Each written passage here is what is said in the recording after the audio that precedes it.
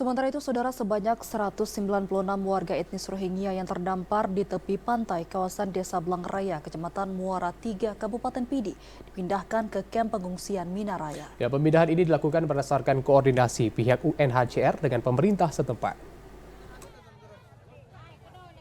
Seperti inilah proses evakuasi 196 warga etnis Rohingya yang terdampar di kawasan tepi pantai Desa Blangraya, Kecamatan Muara 3, Kabupaten Pidi.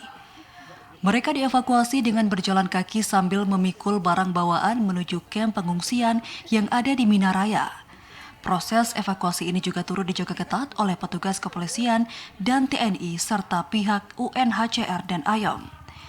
Protection Associate UNHCR Faisal Rahman menyebutkan bahwa pihaknya telah berkoordinasi dengan pemerintah setempat terkait dengan pemindahan ratusan imigran Rohingya ini ke kamp pengungsian di Minaraya, Kecamatan Padang Tiji, Kabupaten Pidi.